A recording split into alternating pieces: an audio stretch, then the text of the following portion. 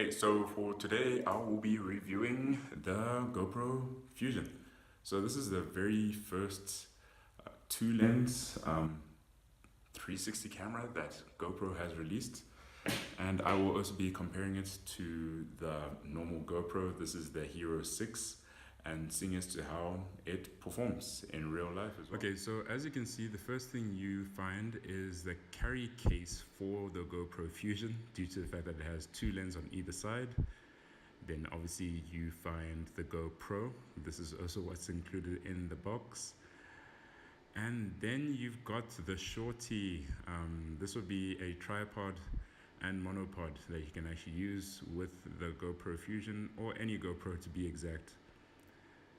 Then obviously it comes with a USB-C cable, same as the Hero 6, and then also the screw for holding the grip, and then one mounting bracket which is square and the other one which is circular, and both can be used with either the Fusion or any Hero.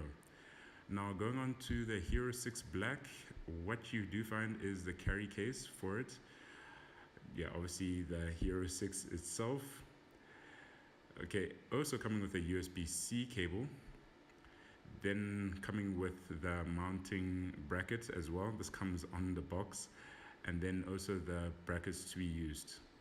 Okay, and another note, I didn't include this in the recording, but both of the GoPros do have removable batteries. So if you want to replace them, if you want to carry spares, that's the nice thing about the GoPro. And another note, the GoPro Fusion, it has a waterproof rating of 5 meters. The Hero 6 Black and I think the 5 and 4 have a waterproof rating of 10 meters. So if you want to go swimming with these little guys, yeah, you can. And just noting that if you want to get the full 360, you can only go 5 meters.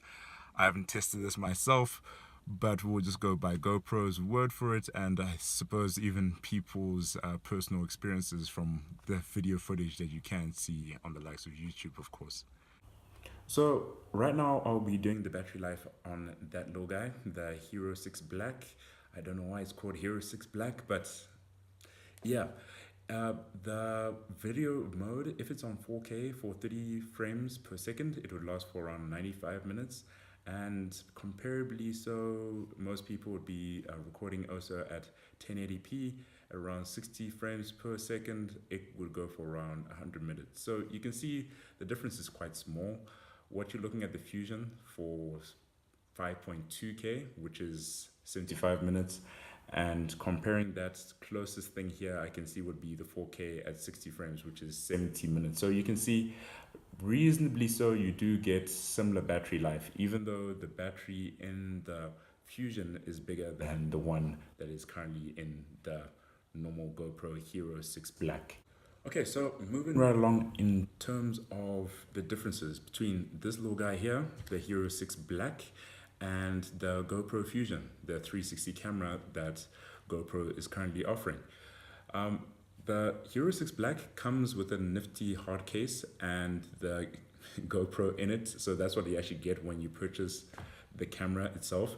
And then with the Fusion, you don't have the same aspect, but you do have that nifty mounting bracket, which can also be removed as well.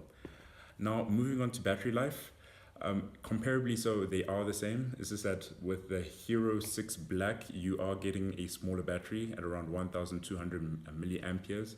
Whilst with the Fusion, it's around 2,600, which is around double, but in terms of the recordings, you get the same amount of minutes from what they've actually been stating on their website. And then in regards to memory cards, crazy thing is that this actually requires 2 memory cards, whilst this one here only requires 1. I think just due to the fact that when you're recording 360 content, you want to make sure that you get the best performance. That's one thing I'll most likely have to clarify, but literally there's just one thing that I did see a bit different, and obviously adds to the cost of when you are purchasing a camera like the Fusion. Another thing would be that both of them, at least both use USB-C. So if you have a modern Android phone, most of them these days come with USB-C.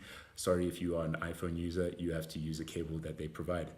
And then as well, what you can see with the Hero 6 Black is that it has an LCD screen. I'll probably just show that shortly as to how that works. And it also has the normal LED screen, which I presume is an LED screen. And with the Fusion, you can see that there's no external screen except for that little screen there, which can be controlled as any other normal GoPro. And yes, the nice thing, at least with the Fusion, is that you already have a selfie stick. So for instance, if you want to just go out and record, you've actually got something that you can use. With the Hero 6 Black out of the box, you are currently not getting that, which is a bit unfortunate. Okay, so the top of the line Hero from GoPro, this will be the Hero 6 Black, goes for $399. And when you are looking at the Fusion, it is an eye-popping $699. So yeah, I'm quoting dollars right now. And if, for example, you want to go for the Fusion, you also have to take into consideration you need 2 memory cards. So when you look at the costs, I would say that you're averaging around, this is around $800 for the Fusion, whilst at least with the Hero 6 Black, it will come to around $450. I'm quoting this on the basis that the memory card that you would be using would be a 64 gig V30 SanDisk memory card. Now, that is one thing which is a bit tricky, was memory cards. It's another video for another day, but yes, just trust me, get a V30 card if you're going to be using these devices. So just to quickly show you, this is what it looks like if you were to use it with the extension. It also opens up as a tripod. So let me just open this here at the bottom. So literally this is what it looks like.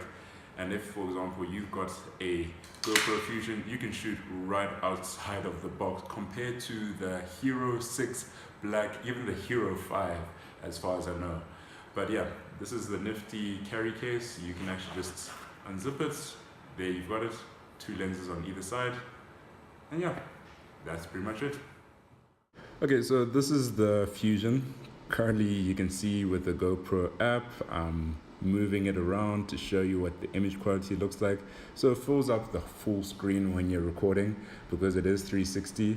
Later on, you can use the OverCapture mode where you can change the orientation of the image or the video that you are looking at, and will be rendered like a normal GoPro video.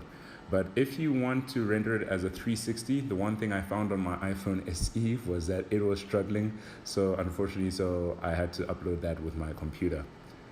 Now, as you can see, this is what it looks like after taking the photo. You can just pan around, you can look and see my beautiful, beautiful face right there. And yes, this is what it looks like with the OverCapture, where I can just take a snapshot and finalize that image. Now going on to the Hero 6 Black, you can see that it is so dark.